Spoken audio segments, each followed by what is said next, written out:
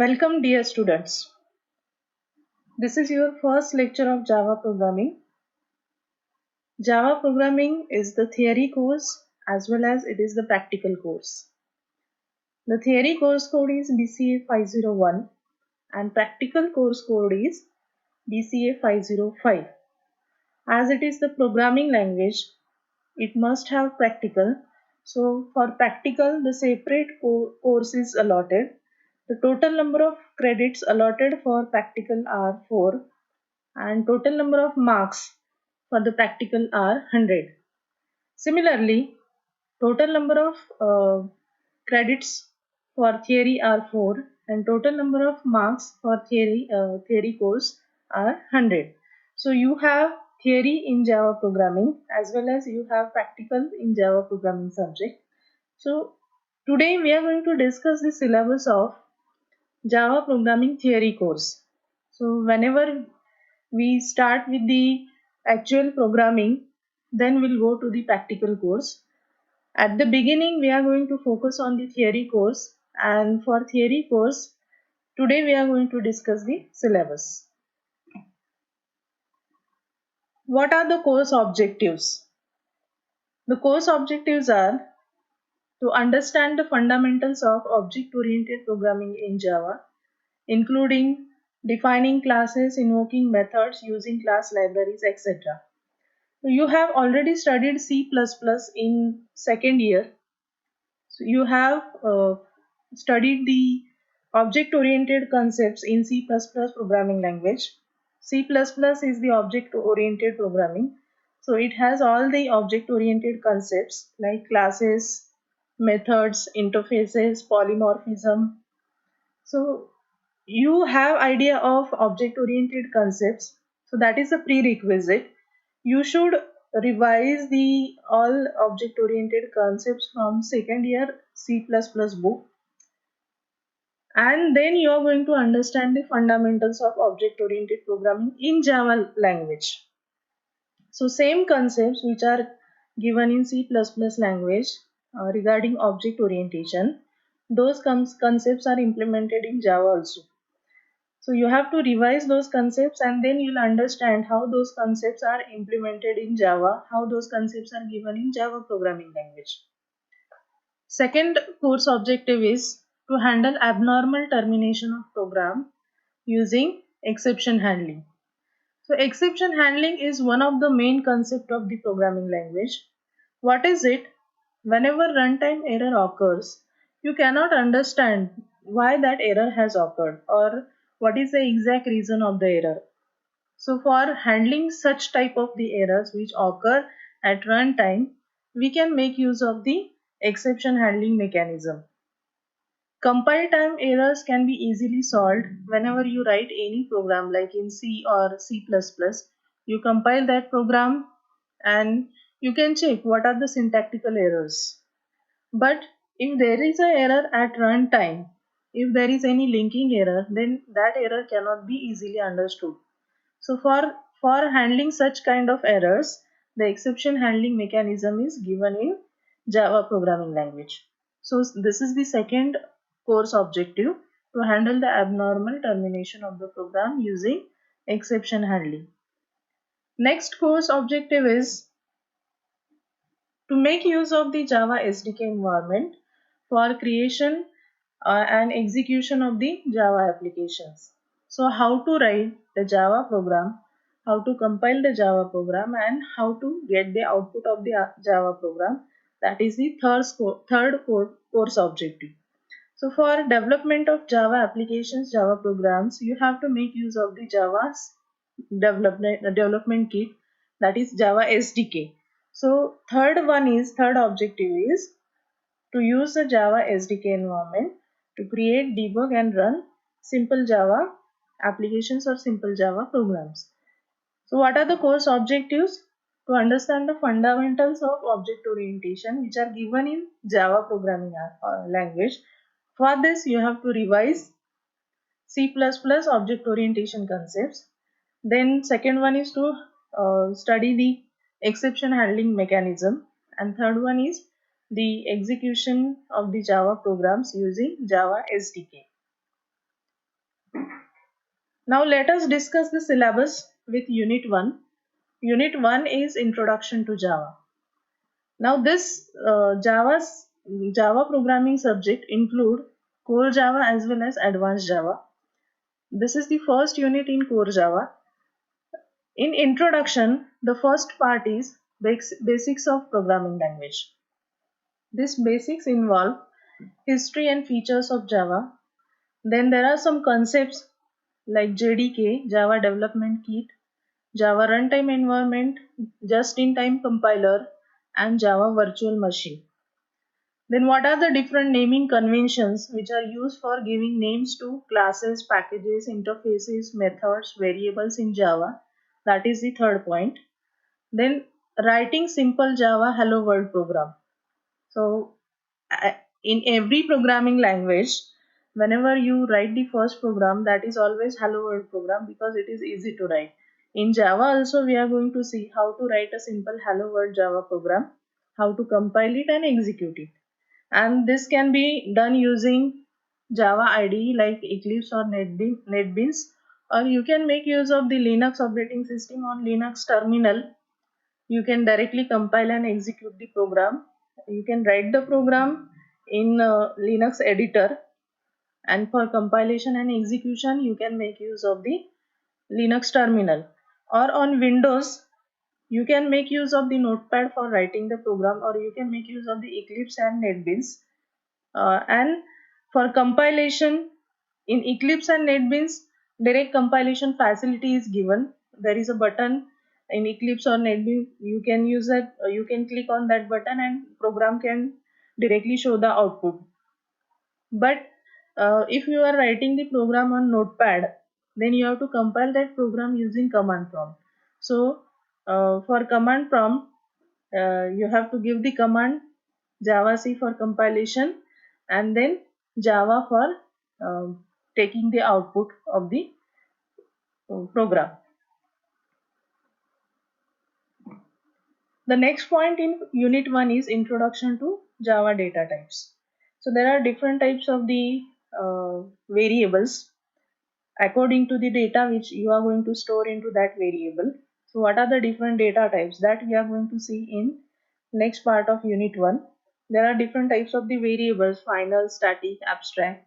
Different types of the comments. There are three types of the comments in Java. So we are going to see which are the three types of the comments. Different arrays like one dimensional, two dimensional, dynamic arrays using vector. Again, this is one more very nice functionality given in Java. You can make use of the dynamic array using vector, and this is the part of the collection. And next part is how to take command line arguments. So accepting input using command line argument, this is the topic. And accepting input from the console using buffer reader and scanner.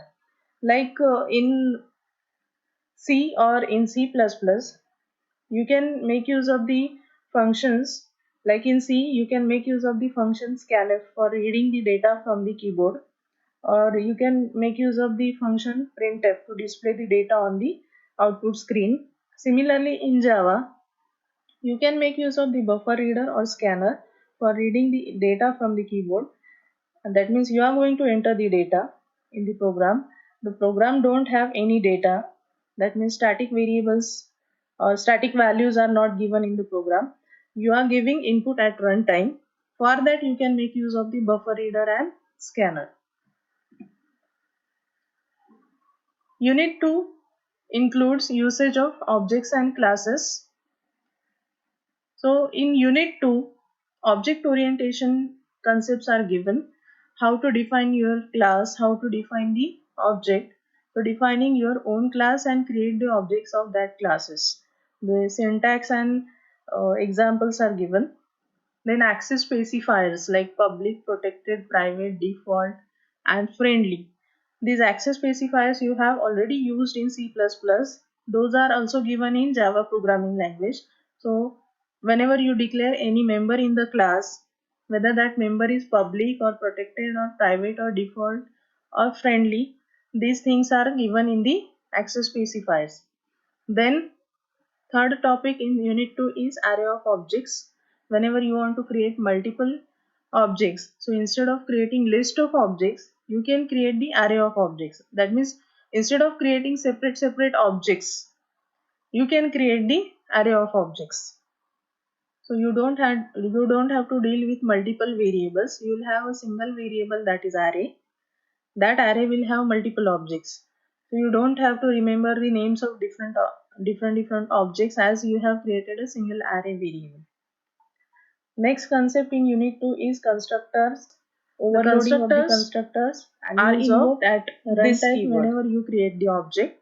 And there is also the concept of overloading constructor. That means you are writing the multiple constructor with different parameters, and use of this keyword for referring the current object.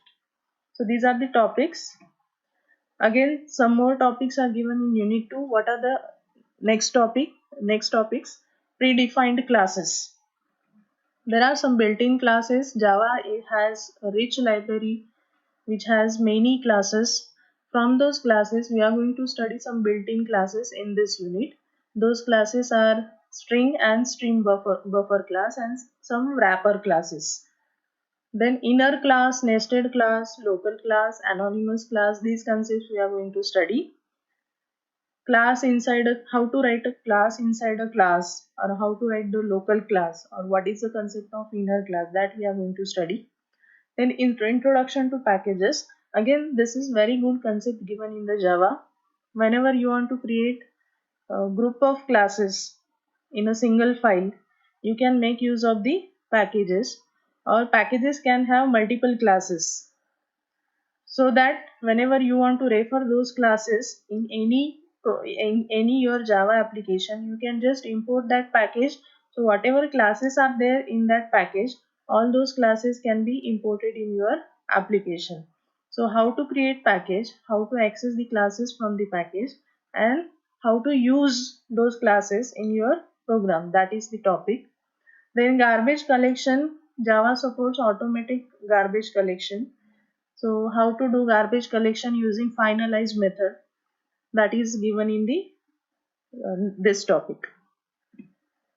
Now unit 3. This is one of the favorite topic of the students, inheritance and interface. You have already studied inheritance in C++. Inheritance has different types. So what is the inheritance?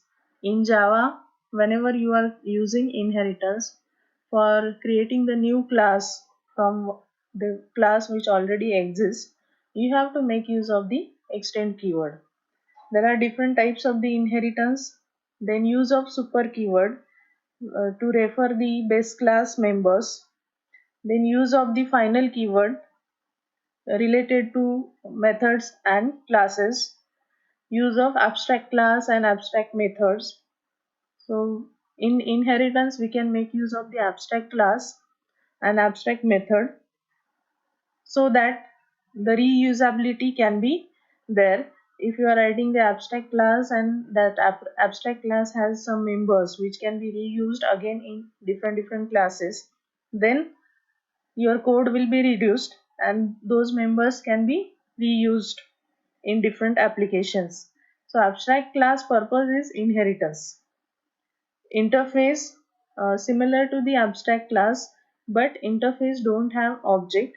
It has only the member declarations. And again, purpose of the interface is reusability of common members. Then runtime polymorphism using interface. Again, this is very good concept given in the Java.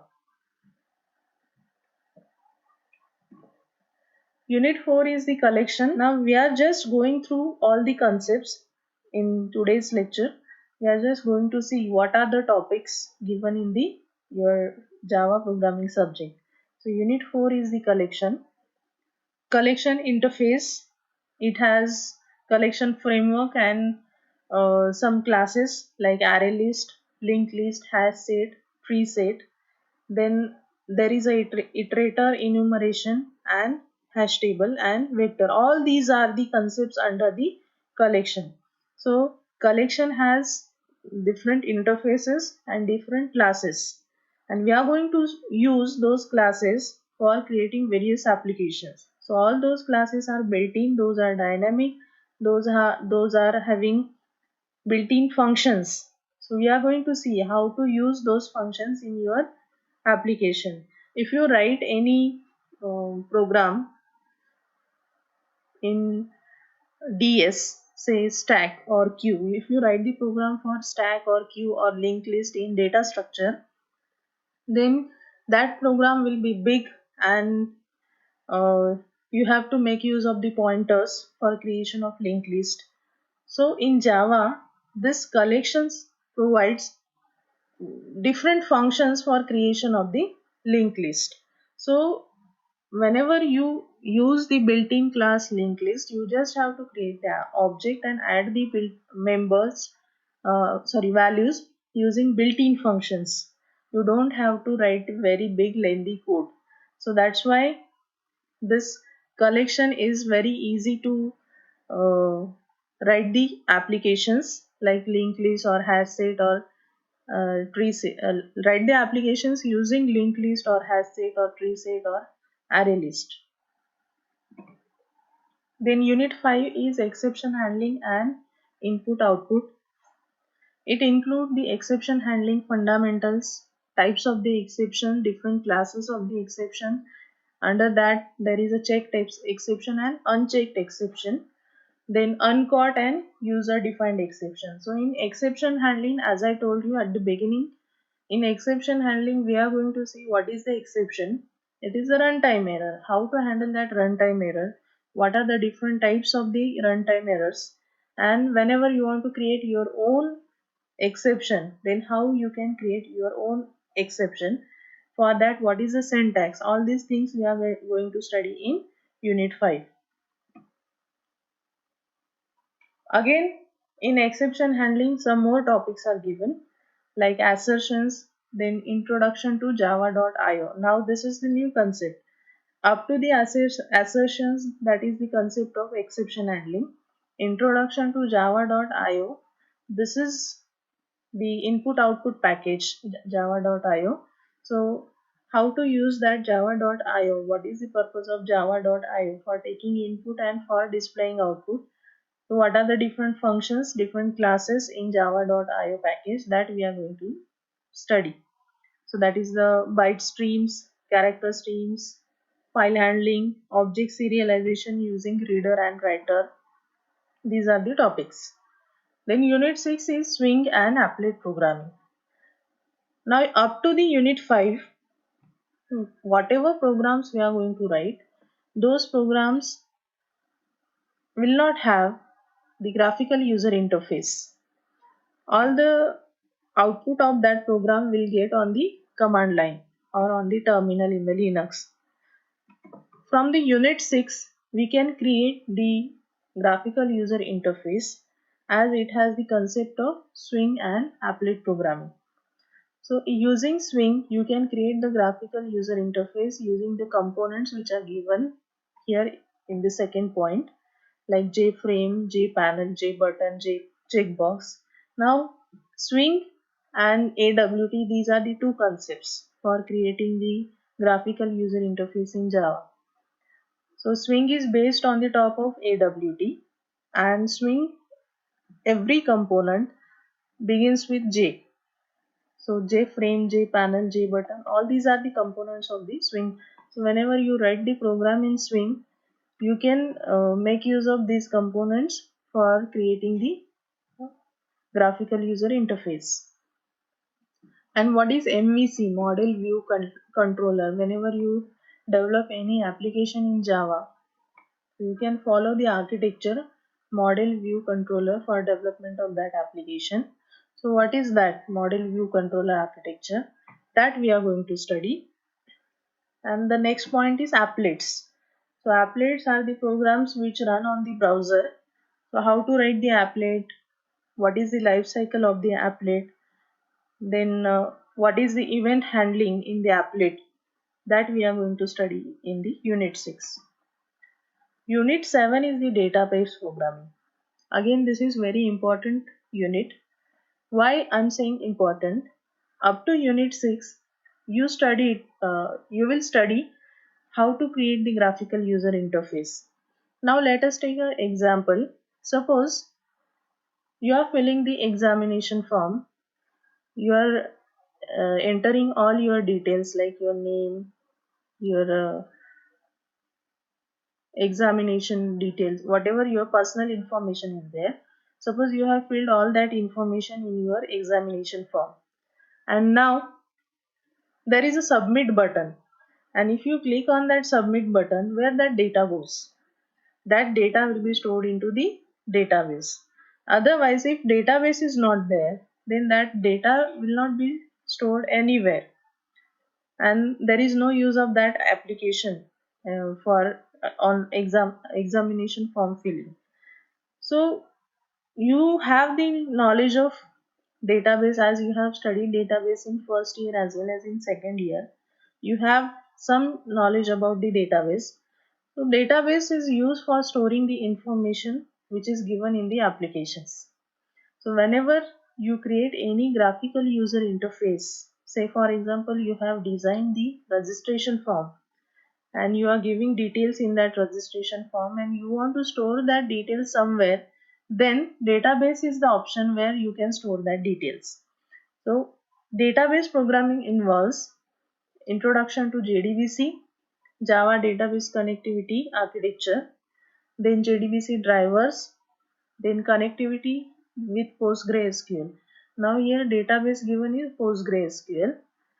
Then there are some built-in classes like statement, prepare statement, callable statement. Those classes are given in Java library and you can use those classes in your code. Then result set types. All these are the built-in classes, metadata, result set metadata, database metadata. All these are the built-in classes related to the database programming. All classes are given in the Java library and you are going to use those classes in your code while connecting the database and your application. Next one, unit 8 is the servlets. Now it's time to develop the applications which run on the or the applications which run on the server and which can be accessed over the internet. So for development of applications which can be accessed over the internet, that means web applications, you can make use of the topic or the concept servlet.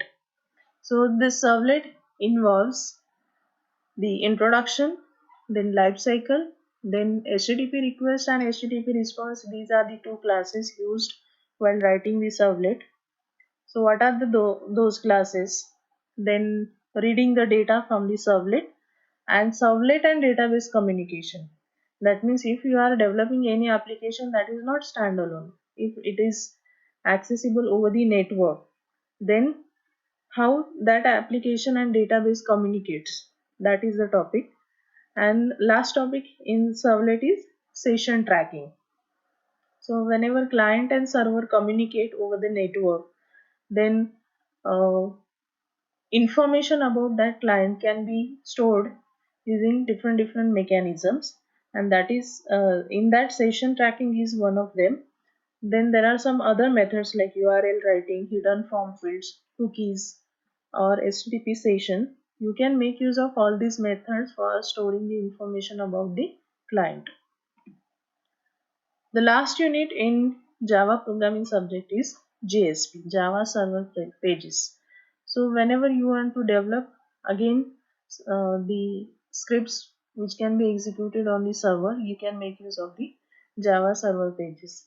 So it involves the topic introduction to JSP, life cycle, then implicit objects, scripting elements. Whenever you write the Java JSP program, then what are the scripting elements like declaration, expressions, scriptlets, comments?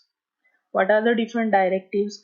Actually, in JSP program, there are different elements. There are different segments, and those segments involves page directives, include directives, declaration, expressions, scriptlets, comments.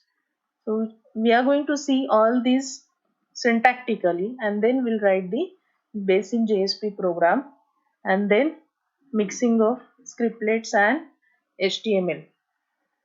And then example of forwarding content from database to servlet and servlet to JSP and displaying it using JSP scriptlet tag. That means combination of JSP and database. Like in previous unit, there is a combination of servlet and database. Here there is a combination of JSP and database. Whatever data you are giving in JSP application, that data will be stored into the database, or if you want to retrieve data from the database, that can also be done.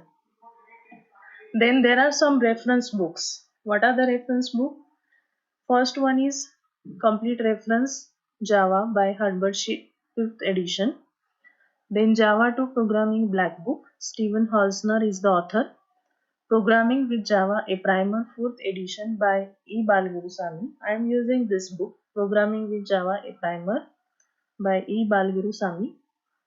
Then Core Java Volume 1 Fundamentals, 8th edition, and Core Java Volume 2 Advanced Features, 8th edition by K. Horstman, Gary Cornell, Prentice Hall in Sun Microsystem Press. So these are the some reference book. I am using, as I said, the third book, Programming with Java, a Primer, 4th edition by E. Balgurusamy. Our college library has many books on the Java. You can refer any book from these books or the book which is available in our library. Our library has many books of the Java programming. You can refer any book which you want, but I'm using this book, Programming with Java. All the books are good. So what we discussed today, we discussed the syllabus. In all, there are total 9 units, and those 9 units involve from basic to advanced. So unit 1 is very basic introductory, and unit 9 is the JSP, which is quite advanced level in the Java programming. That means from hello world you are going to the web applications.